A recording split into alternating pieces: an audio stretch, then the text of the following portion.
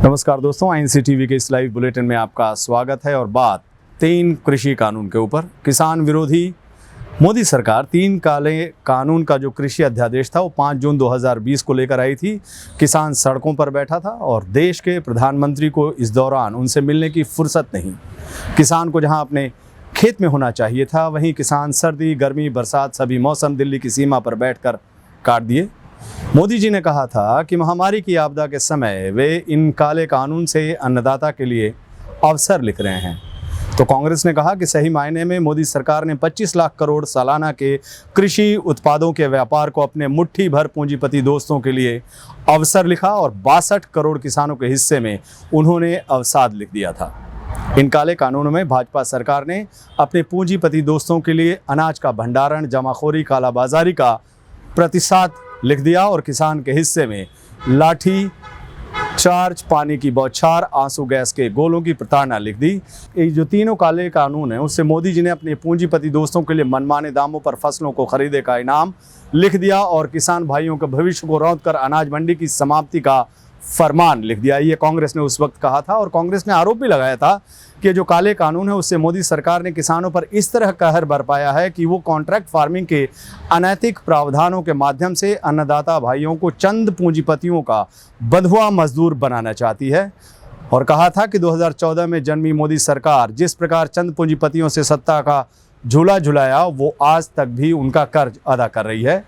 मोदी सरकार ने सत्ता में आते ही 2014 में अध्यादेश के माध्यम से किसानों की ज़मीन हड़पने की कोशिश की।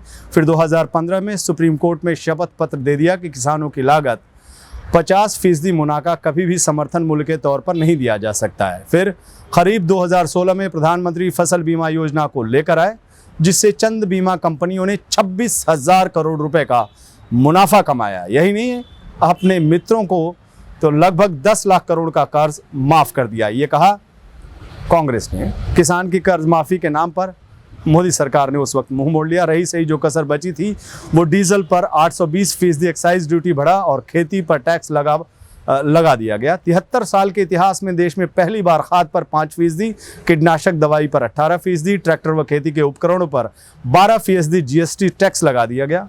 मोदी सरकार इतने से ही बाज नहीं आई। 5 जून 2020 को 3 काले कानूनों के माध्यम से किसानों की आजीविका पर फिर से वो डाका डालना चाहती है। किसान ने मांग की उस वक्त कि इन काले कानूनों की बरसी पर मोदी सरकार को चाहिए कि वो अपने निर्णय को वापस ले और वो इन कानूनों को फौरन खारिज करे।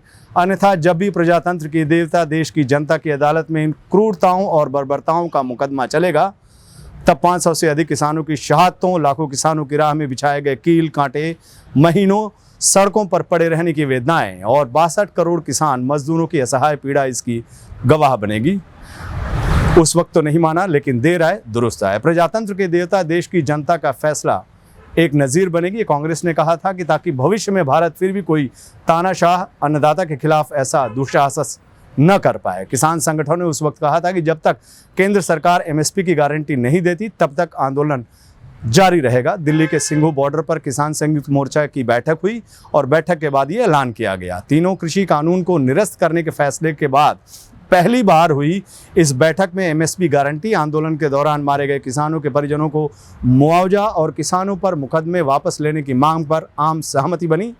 किसान संयुक्त मोर्चा अब 27 नवंबर को फिर से बैठक करेगा। बैठक के बाद किसान नेता श्री बलबीर सिंह राजेवाल ने कहा, हमने मीटिंग में तय किया है कि जो कार्यक्रम संयुक्त मोर्चा ने पहले तय किए थे वे आगे भी जारी रहेंगे। 29 तारीख से पहले 27 तारीख को फिर से संयुक्त किसान मोर्चा की मीटिंग होगी।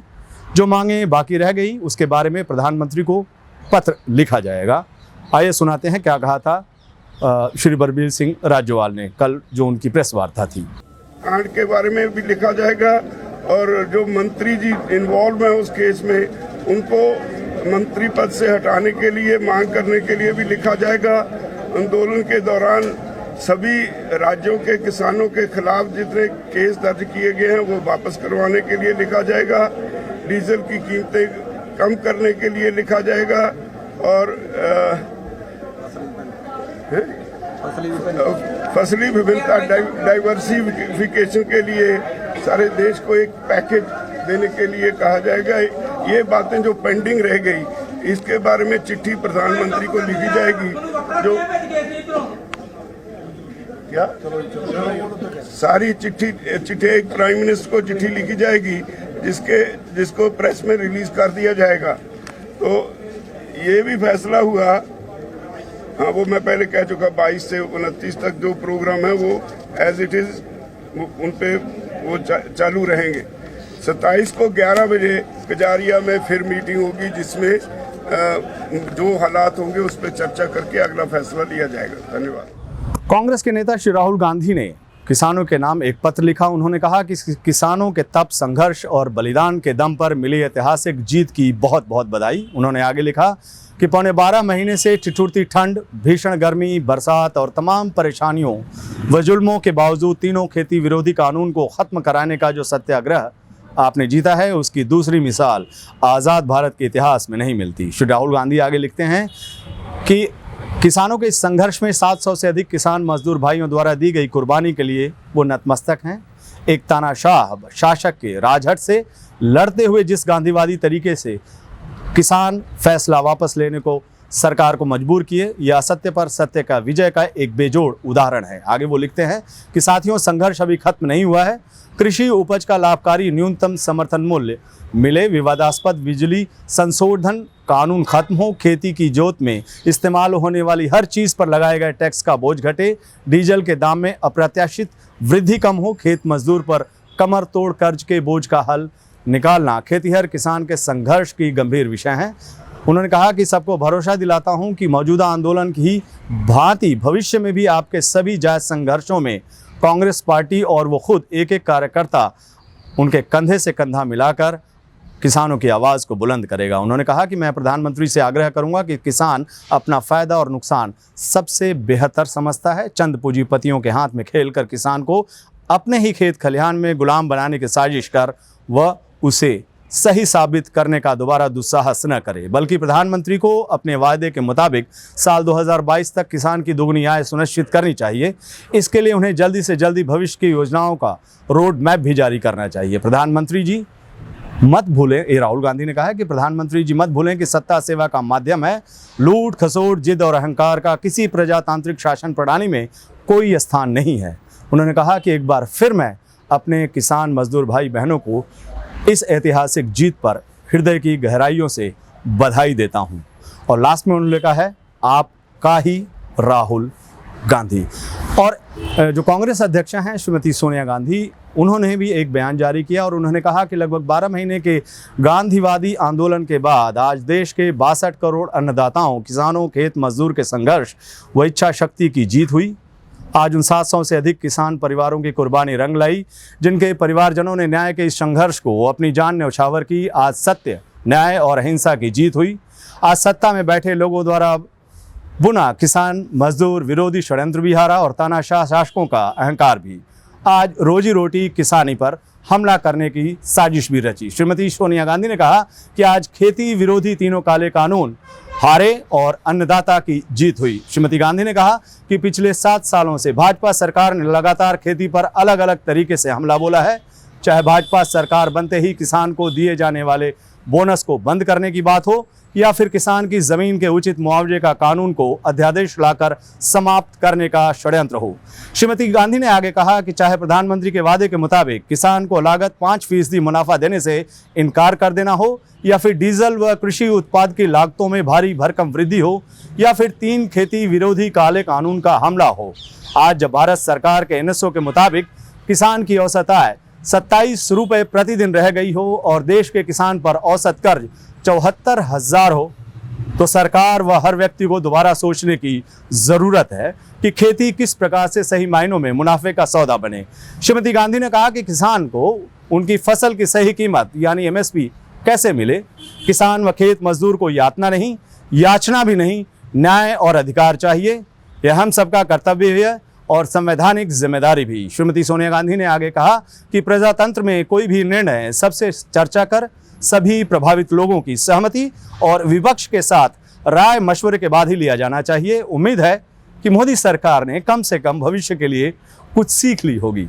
श्रीमती गांधी आगे कहती हैं कि मुझे उम्मीद है कि प्रधानमंत्री व भाजपा सरकार अपना राजहट व अहंकार छोड़कर किसान कल्याण की नीतियों को लागू करने की ओर ध्यान देंगे।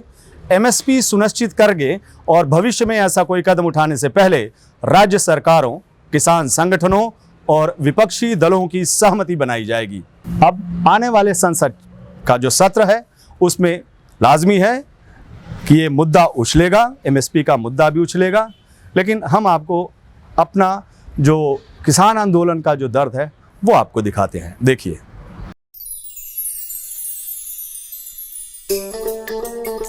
ओदी ओट आसरा सिर ते है, तुसी अपनी हिम्मत हारियो ना।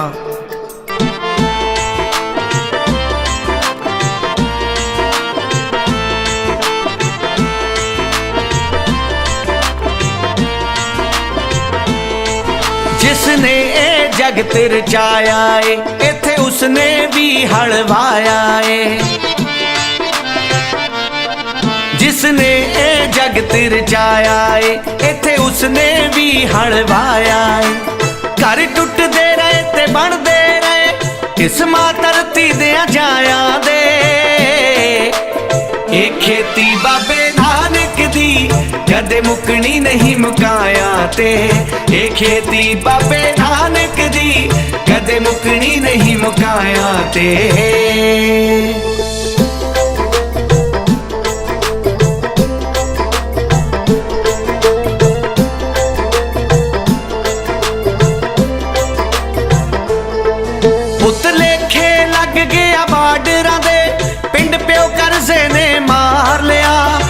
बड़िया एक सिर गोलियां दा, एक ने तन धुप विच साड़ लिया।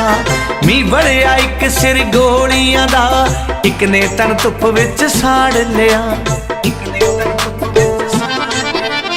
इन्ने टक रूहां ते लग गए ने, बस मिटने नहीं मिटाया दे।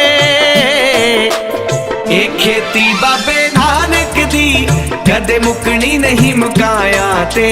ए खेती बाबे नानक दी, कदे मुकनी नहीं मुकाया ते। साडी नस्ल मकाउणा चाहुंदे जो, चेहरे छुपने नहीं छुपाया दे। ए खेती बाबे नानक दी, कदे मुकनी नहीं मुकाया ते। ए खेती बाबे नानक दी, कदे मुकनी नहीं मुकाया ते।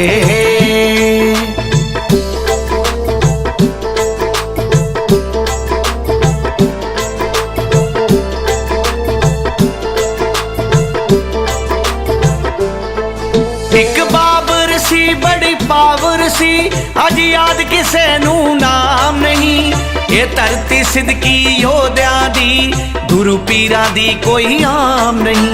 ये धरती सिद्दकी योद्या दी, गुरु पीरा दी कोई आम नहीं।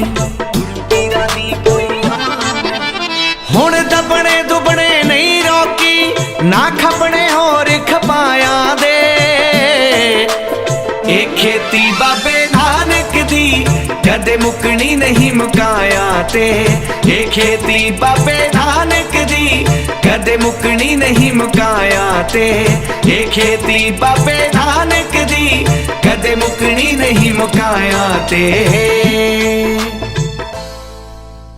नमस्कार दोस्तों, मेरा नाम भूपेंद्र नारायण सिंह है और जब किसान आंदोलन शुरू हुआ तो मैं अपने किसान दोस्तों के साथ मोर्चे पर बैठ गया। नया जमाना, नया दौर देखा और इस दौर का नया फरमान भी देखा। ट्रैक्टर की शान भी देखी, खेत और खलिहान की ताकत भी देखी। आसमान से बड़बड़ाहट, धरती में करे पुनर्जन्म, कहे माटी से माटी की बातें, महकाए ये गांव चमन।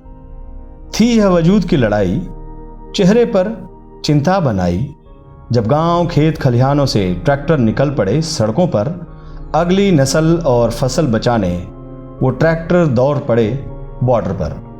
हमने देखा कि अपने हक के लिए दिल्ली सीमा पर सज धज किसान आया, ट्रैक्टर को श्रृंगार से सजाया, पीढ़ी दर पीढ़ी ट्रैक्टर पर आया, हर धर्म जाति वर्ग को मिलाया। ट्रैक्टर पर बैठे सिर्फ एक ही नाम, किसान किसानी सबका काम। मैंने देखा गांव की खुशबू, वतन की खुशबू, किसानों के होठों पर सच्चाई, धरती माँ के असली बेटे, दिल में इनके सफाई।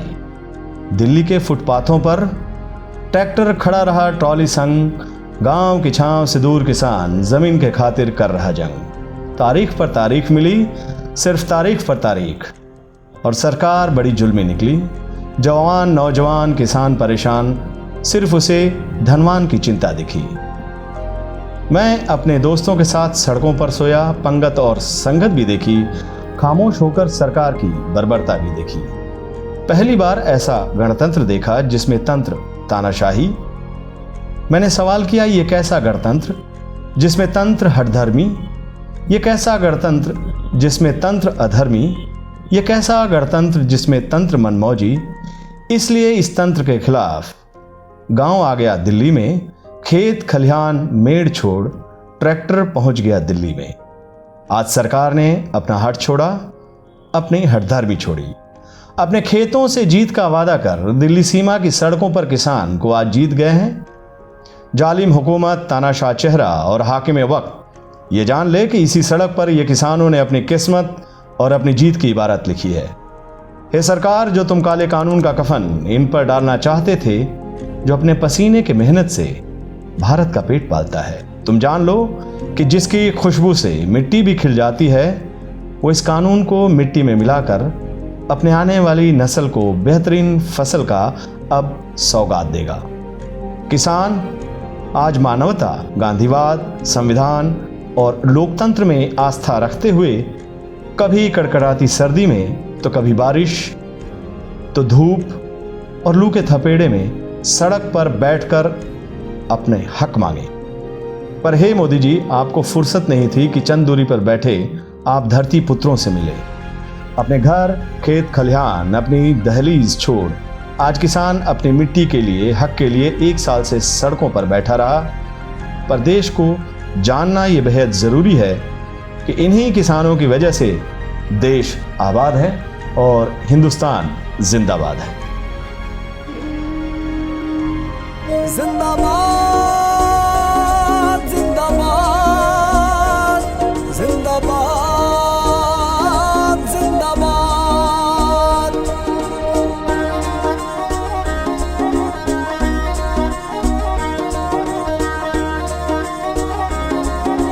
असी कंडियां ते सौंदे, कंडा तार की करू, इन्हां छातियां नू पानी दी बौछार की करू। योधे मिथ के आए ने जितना जा मरना, होई पैया लाचार सरकार की करू। रंग केसरी सिरा दे नीले बाणे पहन के, नीले बाणे पहन के। रंग केसरी सिरा दे नीले बाणे पहन के, घरों निकले ने गुर प्रसाद।